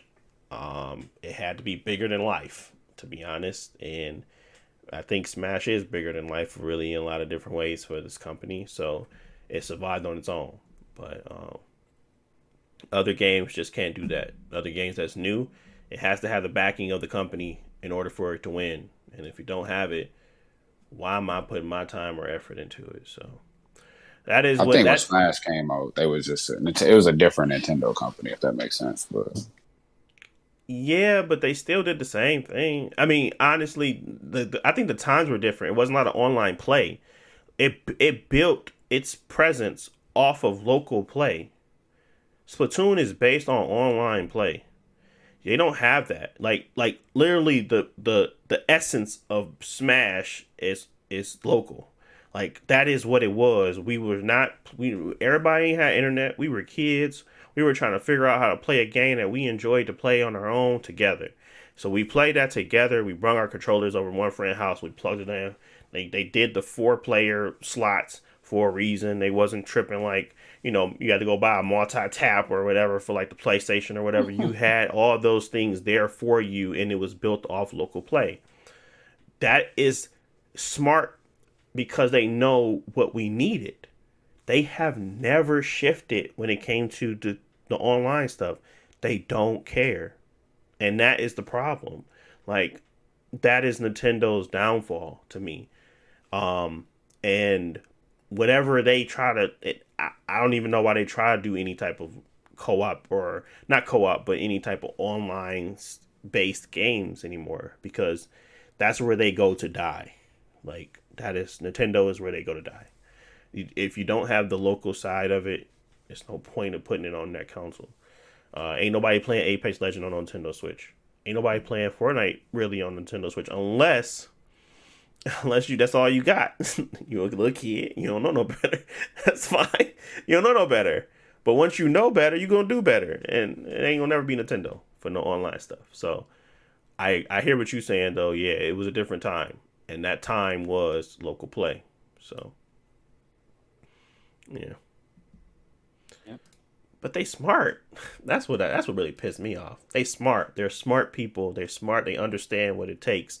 And they still just neglect. So it really irritates me sometimes. But that is the downfall of the Splatoon 3. Regardless of how good the game can ever be, it's gonna still have to answer the big Nintendo. Big Nintendo don't play. So that's what it is. But moving on. Oh, any last thoughts on Splatoon and the death of it on Nintendo platforms? Any other final thoughts? Yeah, I'll say that what I played of it was fun. I've always been more interested in Nintendo games that have a interesting single player portion, Mm-hmm. and then maybe I'll play the multiplayer stuff as well, Mm-hmm. because I think Nintendo is good at the single player stuff.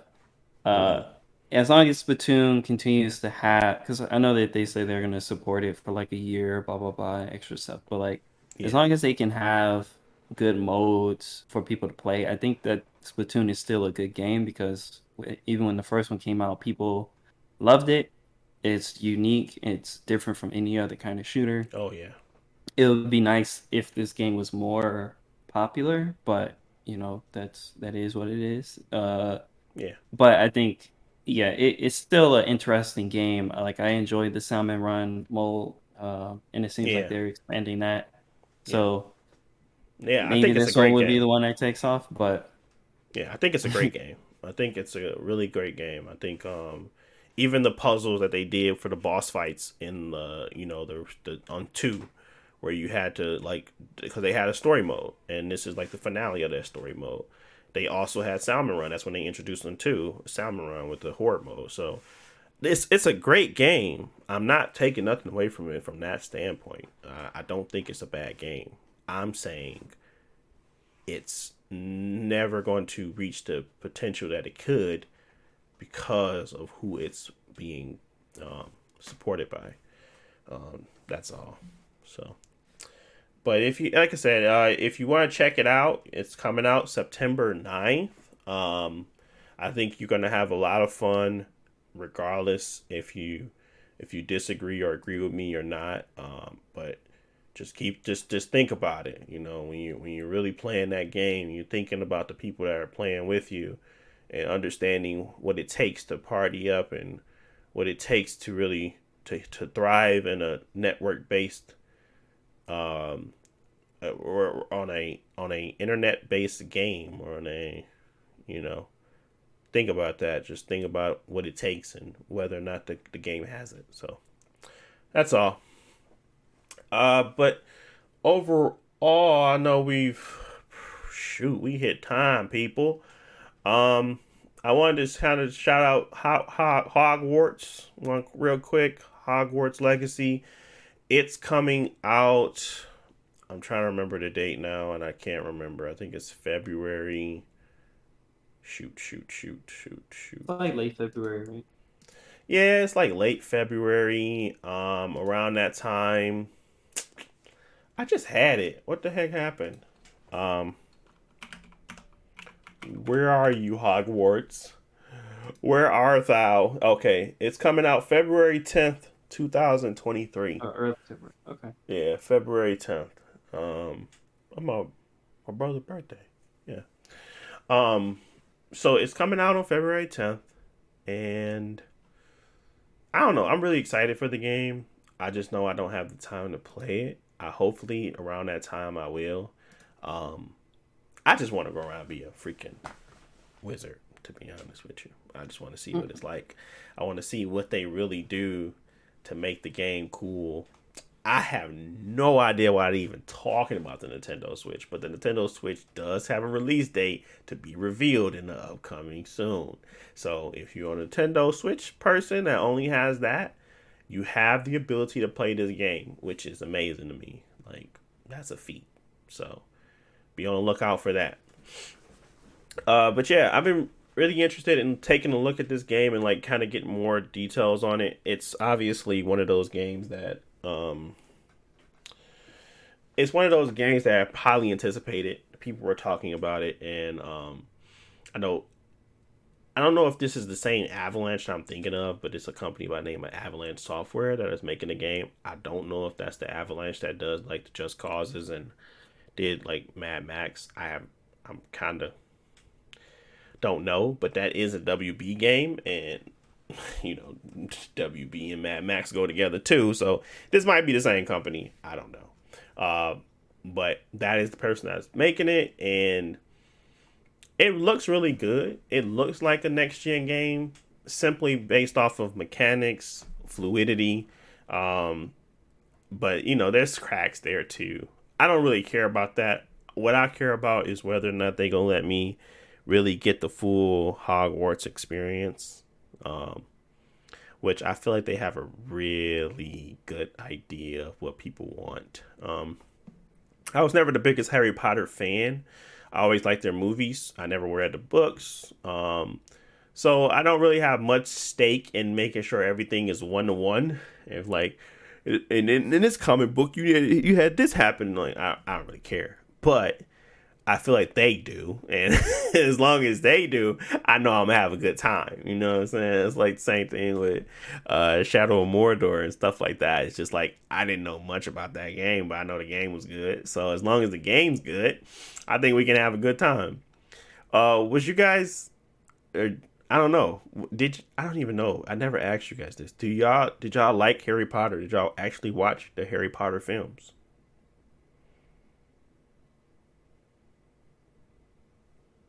My bad. I am older and I don't like Harry Potter anymore. Um, but I did see all the movies, and I actually in school we had to always have like a book to read and write a book report. So I end up reading all the Harry Potter books. Oh But man, I just you feel like read them it all just too. doesn't Don't age well. don't hit the same, man. Yeah. But I mean, the game itself looks cool, and I can understand the appeal of it because like having the school where like different places to explore, 'cause the school itself is like a maze, all these Hmm. spells you can learn and stuff like that. It could be a cool setting, but it's not really so far. The game itself is not hitting for me because I also don't like Bully, like the game Bully or any other like school-based games. Really, you don't like Doesn't, bully? yeah, Interesting. no. Because like I don't like having even Persona. I don't really enjoy the class part of it, where you gotta Like do um, the get up the your certain stats so you can pass the uh, test and stuff like that. hmm. But yeah, I thought it was the tight. I thought it was like well, something you always in had to think about in the back of your Persona, head. it's a little easier because you can just go Yeah. grind and fight. But in Bully, you got to do like a lot more to actually pass the test, and I just didn't like it. Oh yeah. Remember when you had to like remember? I used to look it up online. I was like, bro, what is the words? Like the English one was the most annoying. It was like you had to like make the words out of the like little letters that they give you. And I was like, Mhm. bro, I don't know these words, but and you could pass, but I wanted 100%. I wanted to be an A student, so yeah. Mhm. I remember pausing that game and looking up stuff to try to figure it out, and yeah. But yeah, okay. Well, I'm gonna keep it a buck. I ain't watched Harry Potter. this man Never ain't had cared no to watch it. childhood, y'all. He had no childhood. Okay. No, I had a childhood. I just ain't want to watch the dude live under some stairs and get bullied by his family and go into a different world. Like I'm cool. Man, I seen some of it. so you saw the trailers. Nah, I seen some of the. I remember So one of my brothers had rented it or something. I was watching. I was just like, man, I'm finna cut this off, bro. I'm finna go do something else like play Dragon Ball Z Budokai, bro. I'm not finna watch this. I do not care. Oh man, you hear the disrespect, man. I get it. I still like Harry Potter. I didn't I think I watched the last time I watched it was in 2017. I watched it all again in 2017 with my wife because she never saw it either. Um, but yeah, I mean, it's something. It's not like the greatest thing. Like if you go back to I don't want to go back down to terrible movies we were excited about, but I remember faithfully going to each opening for Breaking. What is the name of this stupid movie? What was the name of those movies? Was it Breaking Dawn? No, it wasn't Breaking Dawn. I like. Not yes, Twilight. Twilight. All those movies. I remember faithfully going to each one. Um, yeah, and that was in college. Jesus Christ. So yeah. Um, Yeah, I don't really like book movies because I mean the quality is all over the place, but stuff like what's the Hunger Games and stuff like that, where it's yep. like Went to I Hunger think Games maybe too. they might fit better as a TV show, but the movies it just never hit for me. So Yeah. Well, I don't think y'all miss much. I think Harry Potter is like one of those fantasticals where it's like it falls into the Lord of the Rings space where it's like the world is more interested in the characters itself. And that's always been my opinion on a lot of the like world building like esque stuff. Like even in Game of Thrones, I thought the world was bigger than the characters. But you know, I still want to see where they take it and what they do next, and I would love to play a game based in that world. So I'm gonna give it a shot. Based off these answers, I'm assuming neither one of you will. But yeah, I think it's for somebody out there, right? February 10th, people, you guys can play to your heart's content. You can get your wands, you can get your fantastical beast. Go class, skip class, fight off the bad guys, and have some fun. But yeah, that's pretty much Hogwarts. I ain't got much else on it. I'm still excited for it. But that is pretty much it. We are all the way out of time and went over a little bit. But I want to thank you guys for listening. If you got to this part of the podcast, I really appreciate you listening for sure. You're the OG. We will be talking to you guys here shortly. I want to thank you for listening as always. But until next time, people, you keep it easy, keep it breezy, and, stay beautiful like cover girls. Peace.